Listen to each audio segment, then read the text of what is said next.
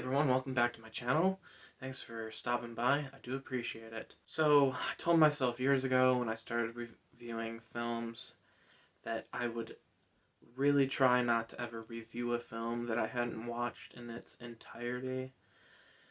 And today I am breaking that rule. Today we are reviewing the film Chaos Walking. Now, I heard this movie wasn't that great, but I was at the library today and I thought, you know what, I'll check it out, see if it's really as bad as people say. This movie, it was just so bad. Whoever wrote this, this was the thought process they had. They were like, hey, wouldn't it be cool if, you could hear everybody's thoughts, and that way, you'd always have to be careful what you were thinking and all this stuff. And the concept sounds interesting, but that's, as far as they took it. They didn't think about, anything more than just the concept. How do the rules work as far as inside the story? What are the unwritten rules of how this whole thought hearing, thought visual thing happens, and how some people can control it more than others. It's called, what's it called? The Voices? Or, yeah, no. I don't even remember. That's how bad this movie was. Their thoughts are you can hear them, and it puts out this kind of visual thing around your head. But some of the characters, you can see images in these thoughts. Why can you see images in some of these people's thoughts but not others? How close do you need to be to the other person to hear or see their thoughts? Because sometimes it seemed like you needed to be within a couple feet, and other times it was you could be within 15 or 20 foot of someone and know their thoughts. And it's just there's no baseline for the rules of this thing that people can do. Now, I've never been in someone else's mind, obviously, because it's impossible, but I know my mind is literally chaos, almost 24/7. Even when I'm asleep, it's just a mess.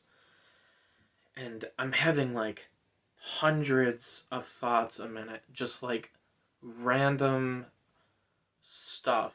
And I know if it was me in this world where all your thoughts people can see and hear, I would just people would either avoid me or kill me, because I just have so much going through my mind all the time. There were parts where someone needed information from someone, and that person was trying not to give them the information, so they focus on repeating a phrase. But the thing is, when you repeat a phrase while trying not to think about something, that thought is still going on. So it's kind of like that line in Inception where the one guy's talking to the girl and he says, if I tell you to not think about elephants, what are you thinking about? Elephants. Because that's how people's mind works. Because not only does the mind go somewhere when you're told not to, but also because it's so random. Elephants, you're automatically picturing an element. There it is. Every single. You're automatically picturing an elephant, and you're also picturing it because someone said, don't think about it.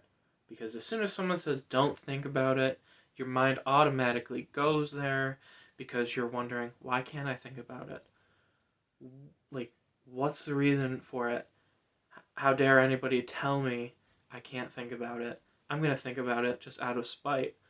And, oh, I'm thinking about it just because he mentioned it. So, I don't understand why people's thought processes in Chaos Walking, why you don't hear and see all of that.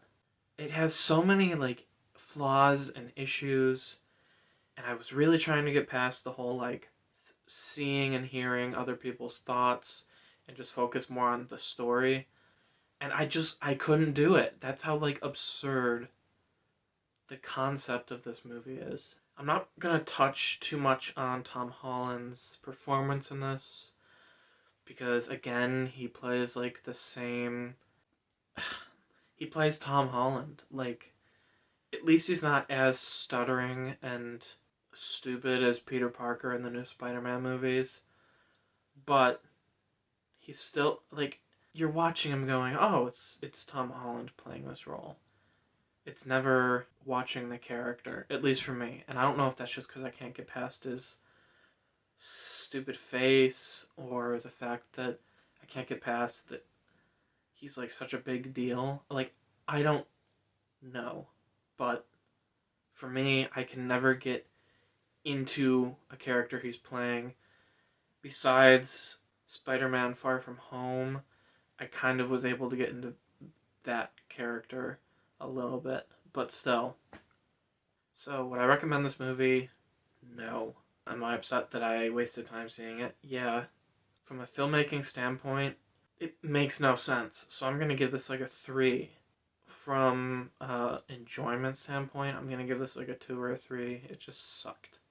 So that's my review for Chaos Walking. Thanks for watching. I appreciate it. Check out my other videos, like, subscribe. That'd be pretty awesome, and I would appreciate it. Alright, I'm Aaron, and goodbye.